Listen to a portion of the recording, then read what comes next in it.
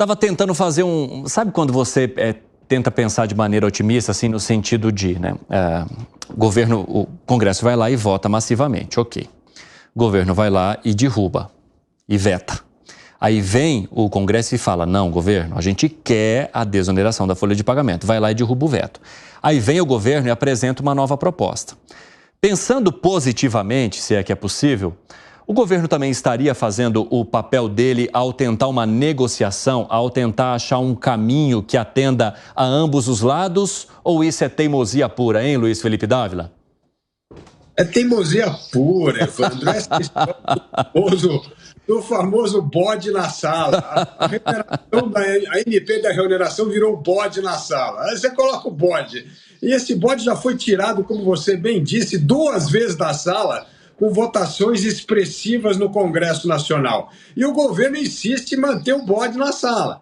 Então, qual é o problema? Ou quer manter o bode na sala para explicar para as pessoas que não vai atingir a meta fiscal porque tem um bode na sala, ou seja, porque não vai conseguir mesmo aprovar a medida e aí se torna impossível a cumprir a meta fiscal em 2024, ou o governo usa esse bode para esconder a outra questão fundamental, que é discutir corte de despesas públicas, corte de subsídio estatal. Esses cortes que precisam ser feitos e que têm enorme custo político, porque deixa um monte de gente insatisfeita, inclusive parte do centrão empresarial. Então o ponto é, só tem 2 medidas. Ou vai aprovar cortes de gastos e subsídios, porque aí sim, ou o governo está usando essa MP como bode para contar para a sociedade que não vai atingir a meta fiscal em 2024. Uma verdade que todo mundo já sabe desde o ano passado.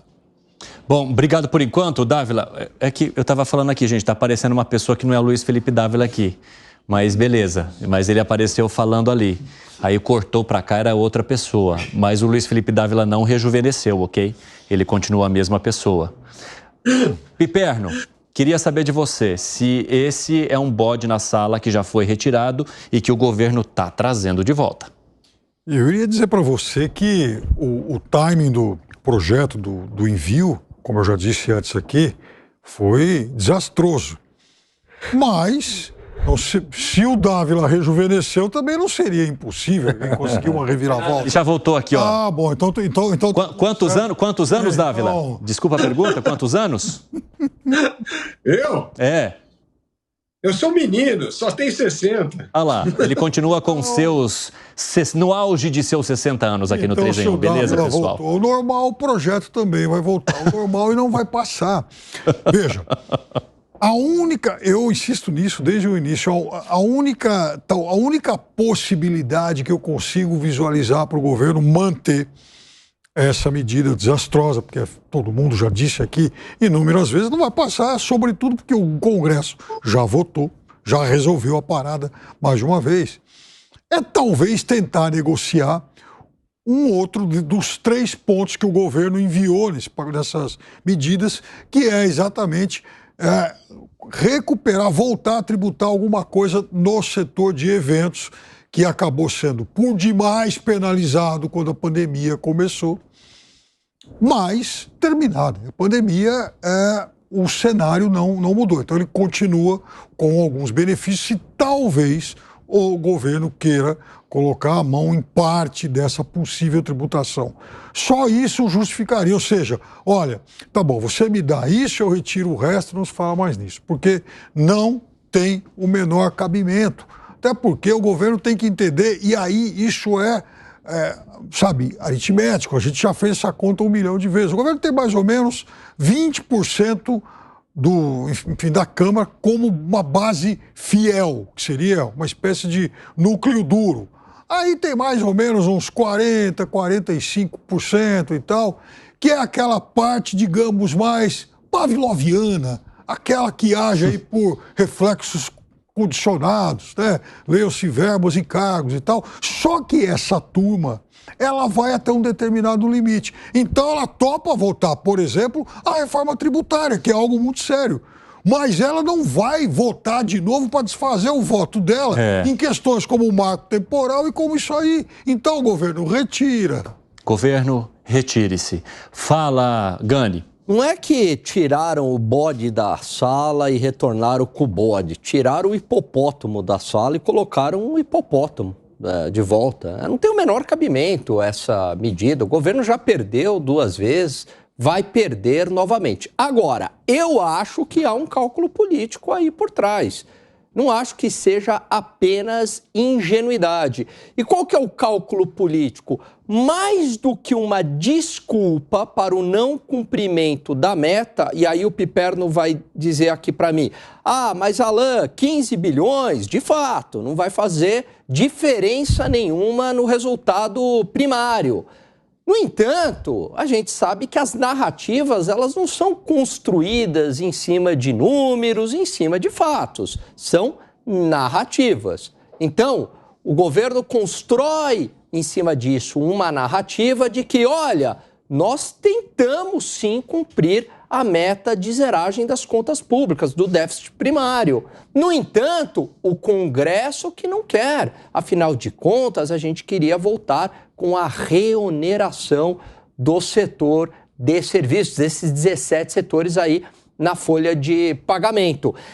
E mais do que uma desculpa, Evandro, para o não cumprimento da meta, é a possibilidade de pedir ao Congresso Nacional, como já tem vazado na imprensa, alguns ventos por aí, para uma mudança na meta e aí justificar um aumento de gasto público. Por que o governo não reduz o gasto público se ele está tão interessado em cumprir a meta? Por quê, Piperno? Antes de passar para o Vilela, eu quero te ouvir. O aumento da meta seria algo, a mudança da meta seria algo desastroso.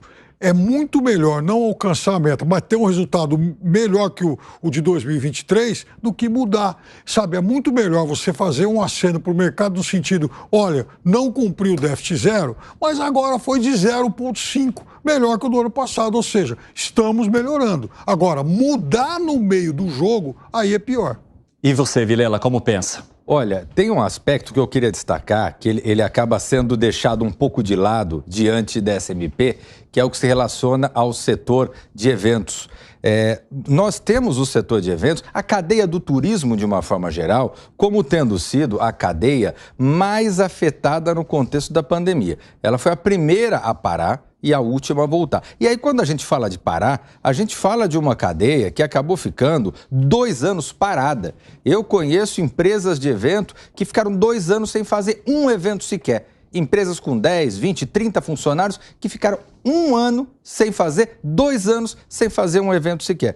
Como é que você tem essas empresas existindo? Como é que você tem os hotéis conseguindo se manter? Como é que você tem essa cadeia? É uma cadeia valiosíssima. A cadeia vinculada ao turismo, ela é valiosa, ela gera divisas para o Brasil e, infelizmente, ela é deixada de lado no Brasil. E esse governo, ele demonstra claramente o desinteresse, o desapego por essa cadeia. E aí você imagina, Evandro, que nós temos um sistema que, através do PERSE, acabava dando subsídios, né? Acabava, de alguma forma, dando isenções a esse setor, para esse setor se reerguer, um programa que tinha início, meio e fim. Ora, o que o empresário consegue fazer para manter empregos, para não demitir, para poder organizar as suas contas, ele entra nesse programa e começa a se planejar. Aí, de uma hora para outra, no dia 28 de dezembro, vai ao Ministério da Fazenda, numa canetada, resolve diminuir o prazo de vigência desse sistema.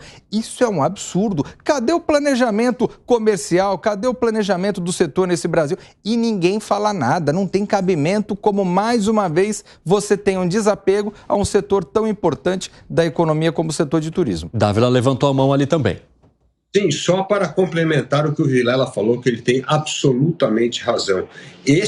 Esta promessa do governo era um prazo de 5 anos, ou seja, ao tentar retirar o setor de eventos, é quebrar um contrato, uma promessa, porque foram 2 anos sem trabalhar e esse programa era um programa de 5 anos. Então, Gente, vamos respeitar as regras, vamos fazer a lição de casa, vamos cortar subsídios de setores da economia que nunca deram resultado. É inacreditável o desperdício de dinheiro público que existe nesses 550 bilhões de reais de subsídio.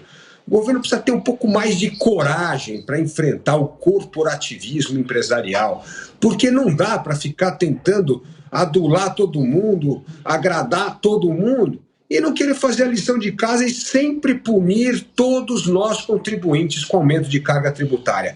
Carga tributária no Brasil não pode ser aumentada. Nós temos a carga tributária mais elevada entre os países emergentes. Chega! Piperno estava discordando de você aqui. Por que, seu Piperno? A gente discutiu muito nesses últimos dias, por exemplo, a questão de benefícios, subsídios e tal. Veja, olha como é duro mexer nisso, né? Qualquer setor que você vai colocar a mão, ele vai ter um lobby forte em defesa. Não é fácil você mexer em subsídios aqui no Brasil. E alguns vêm aí de 50, alguns setores.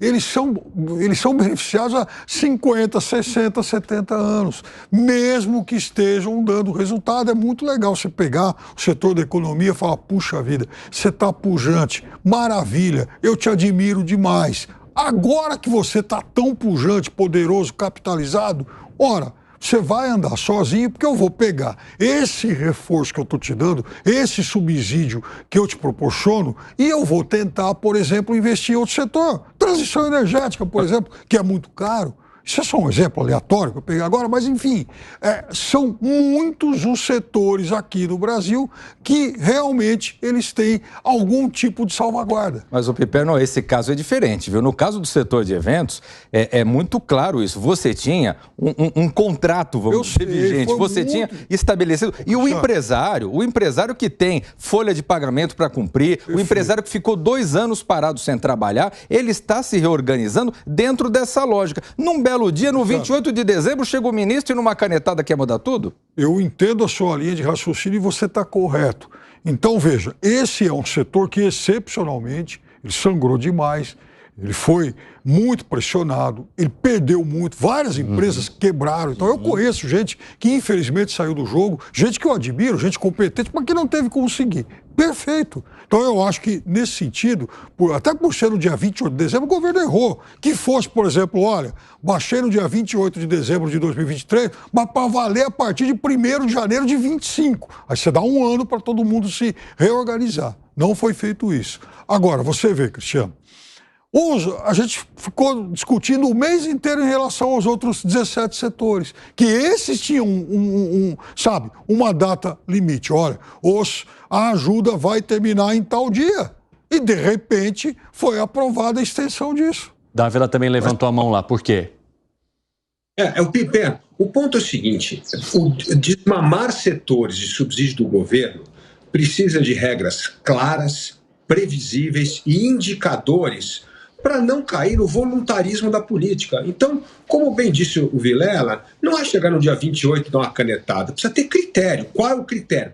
Desmame. Você não desmama do dia para a noite, tem que começar a desmamar devagar. Então, assim, quais são os critérios que o governo vai usar? Primeiro, subsídio deve ter tempo determinado e não será renovado. Esse é um critério que vai a partir de agora. Todo subsídio a partir de 24 vai ter um prazo e esse prazo não poderá mais ser renovado. Ou vai ter metas de desempenho para o subsídio ser renovado ou não. Precisa criar um critério. Agora, sem critério, vira parte do voluntarismo político. E isso gera enorme imprevisibilidade e insegurança. Então, o governo precisa criar regras factuais, precisa criar indicadores e começar a fazer o desmame do país que depende tanto de subsídio estatal. Que foi, Gani? Olha só, não existe nenhuma economia 100% liberal, sem nenhum subsídio. Não existe isso. Certo, Piperno? Certo. Como também não existe nenhuma economia 100% estatal. Mesmo no auge do comunismo, algum grau de livre mercado tinha que ter para existir algum mecanismo de preço. Estamos concordando. Então, estamos concordando, correto? Correto. A questão é, quais setores terão subsídios? É claro que a gente, né, quem é liberal, defende o menor subsídio possível, o menos subsídio possível. Mas no mundo real, a gente sabe que a política existe, que os outros países também utilizam subsídios. Então, quais setores a gente vai escolher como aqueles, entre aspas, aí, premiados? A gente percebe, por exemplo, que o agronegócio no Brasil tem subsídio, é verdade, mas também os Estados Unidos dá muito subsídio para o agricultor lá. União Europeia, a mesma coisa. Então fica difícil também o Brasil não ter nenhum subsídio e competir com esses gigantes aí, principalmente Estados Unidos, no agronegócio. Só que tem uma questão, o agro ele entrega. Agora, você tem setores como a indústria automobilística que tem subsídio aí, Piperno, há quanto tempo? 50 anos? Ixi. E não entrega, né? E continua a mesma coisa. E aí você está dando subsídio para um setor que ainda vai contra uma agenda verde, né? Tirando aquelas empresas que já buscam a eletrificação, etc. e tal. Então eu acho que o debate ele passa por quais setores devem ter aí os seus subsídios, mas sempre buscar o mínimo possível.